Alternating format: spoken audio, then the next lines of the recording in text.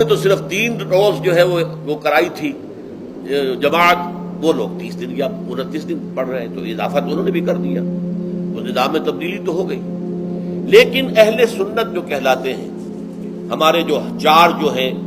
جو ہمارے مسلک ہیں، حنفی، مالکی، شافعی، حنبلی، ان کا اتفاق ہے اس پر حضرت عمر کا، کیونکہ ان کے سامنے اصول یہ ہے کہ حضور نے فرمایا علیکم بسنتی وسنت الخلفاء الراشدین المہدیین، تم پر لازم ہے کہ میری سنت کو پکڑو مضبوطی کے ساتھ، اور میرے خلفاء راشدین مہدیین جو ہیں ان کی سنت کو پکڑو۔ اس اصول سے یہ 4 فقہیں جو ہیں حضرت عمر کے اجتہادات جو ہیں ان کو بھی پابندی سمجھتے ہیں کہ تمام عمر کے لیے قیامت تک کے لیے امت مسلمہ پر ان کی پیروی لازم ہے، لہذا اس میں اجماع ہے۔ اور یہاں تک کہ یہ سب سے آخری جو اس میں مسلک پیدا ہوا ہے، زمانی اعتبار سے سب سے پہلے مسلک جو ہے حنفی پیدا ہوا ہے، پھر مالکی پیدا ہوا ہے، پھر شافعی پیدا ہوا ہے، اور پھر حنبلی آخری ہے۔ اور امام احمد ابن حنبل بہت بڑے محدث بھی ہیں۔ مسند احمد ابن حنبل جو ہے وہ بہت بڑی کتاب ہے، بہت اہم کتاب ہے، جامع کتاب ہے۔ تو ان کے ہاں بھی 20 رکعتیں ہیں، چنانچہ حرمین شریفین میں، سعودی عرب میں، مکے اور مدینہ منورہ میں جو نماز تراویح ہوتی ہے اس کی 20 رکعتیں ہیں، لیکن اہل حدیث حضرات جو ہے وہ اس 8 کے اوپر اکتفا کرتے ہیں۔ بہرحال یہ ایک اختلاف ہے جو میں نے اس کا پس منظر بیان کر دیا، لیکن اس 20 رکعت نماز سے ادا کرنے سے، جو کہ زیادہ سے زیادہ 50 منٹ یا 1 گھنٹہ لگتا ہے، اس سے وہ قیام اللیل کا حق ادا نہیں ہوتا۔ قیام اللیل کا تو کچھ اور ہی تقاضا ہے۔ قیام کسے کہتے ہیں؟ یہ سورہ مزمل سے واضح ہوتا ہے، یا ایھا المزمل قم اللیل الا قلیلا نصفہ او انقص منہ قلیلا او زد علیہ ورتل القرآن ترتیلا۔ آدھی رات یا آدھی رات سے کچھ کم، یعنی تہائی رات، یا آدھی رات سے کچھ زائد، 2 تہائی رات، یہ ہے قیام اللیل۔ چنانچہ سورہ مزمل ہی کی آخری آیت جو دوسرا رکوع مشتمل ہے جس پر، اس میں صاف کہہ دیا گیا ان ربک یعلم انک تقوم ادنی من ثلثی اللیل ونصفہ وثلثہ وطائفۃ من الذین معک۔ اے اللہ کے نبی، اللہ خوب واقف ہے کہ آپ بھی اور آپ کے ساتھ ایک جماعت بھی رات کو کھڑی رہتی ہے، 2 تہائی رات یا آدھی رات یا 1 تہائی رات۔ تو یہ سارا معاملہ جو ہے قیام اللیل کا، گویا کہ کم سے کم 1 تہائی رات پر اس کا اطلاق ہو سکے گا، یہ نہیں کہ 1 گھنٹے۔ اب اس کے ضمن میں دیکھیے حدیث پڑھیے، تیسری حدیث ہے عن عبداللہ ابن عمرو ابن العاص رضی اللہ تعالی عنہ۔ یہ وہی عبداللہ ابن عمرو ہے جن کی میں نے آپ کو حدیث پہلے سنائی ہے۔ یہ ساری رات کھڑے رہتے تھے، پوری رات، اور ہر روز روزہ رکھتے تھے، جس پر حضور نے منع کیا، لا تفعل، مت کرو ایسا۔ رضی اللہ عنہما، یہ خود بھی صحابی ہیں اور ان کے والد عمرو بن العاص بھی صحابی ہیں۔ ان رسول اللہ صلی اللہ علیہ وسلم قال، کہ اللہ کے رسول صلی اللہ علیہ وسلم نے فرمایا، الصیام والقرآن یشفعان للعبد، روزہ اور قرآن بندے کے حق میں شفاعت کریں گے۔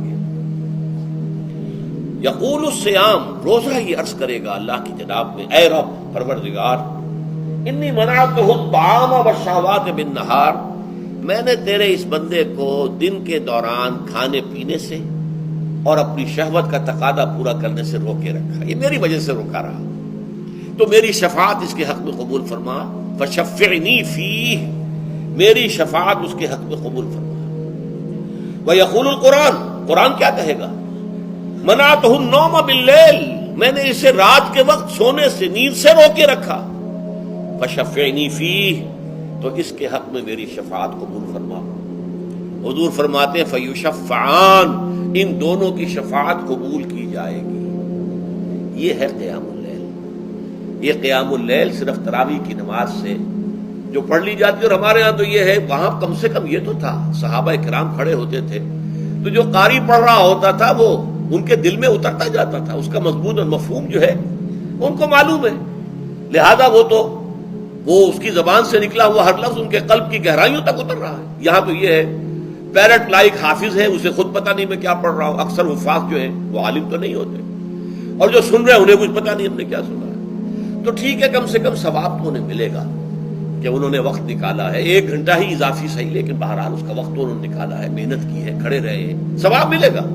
لیکن جو مقصد ہے وہ حاصل نہیں ہوتا۔ اس مقصد کے حصول کے لیے اول تو قیام اللیل کی کم سے کم مدت 1 تہائی، اگر کوئی شخص فرض کیجئے کہ اس کے ہاں کوئی اور انتظام نہیں ہے، جیسا کہ ہمارے ہاں ہم نے انتظام کیا ہے بڑے بڑے شہروں میں دورہ ترجمہ قرآن، اس میں ہمیں 5 گھنٹے لگ جاتے،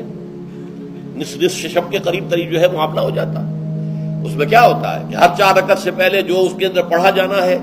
حصہ قرآن کا، اس کا پہلے ہم مطالعہ کرتے ہیں بیٹھ کر، ترجمہ اور کچھ موٹے موٹے نکات کی جو ہے وضاحت، پھر کھڑے ہو گئے اور قاری صاحب کے پیچھے 4 رکعتوں کے اندر وہ 4 رکوع یا جتنے بھی ہیں پڑھ لیے، سن لیے، پھر بیٹھ گئے 4 کے بعد پھر اگلی 4 رکعتوں کے اندر جو کچھ پڑھا جانے والا ہے اس کا ترجمہ، اس کی تفہیم ہو گئی، پھر کھڑے ہو گئے، پھر سن لیا۔ اس طریقے سے 5-6 گھنٹے میں تراویح ختم ہوئی،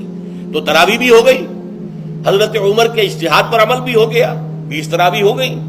لیکن یہ ہے کہ اس کے ساتھ جو اصل غرض و غایت ہے قیام اللیل کی وہ بھی حاصل ہوئی۔ یہ ہم نے 17 سال پہلے شروع کیا تھا یا 18 سال پہلے، اور وہ انشاءاللہ اللہ کے فضل و کرم سے اب چل رہا ہے، بڑے بڑے شہروں میں ہو رہا ہے۔ لاہور میں جن مقامات پر ہو رہا ہے وہ تازہ جو ندائے خلافت ہے اس کے اندر آپ اس کی فہرست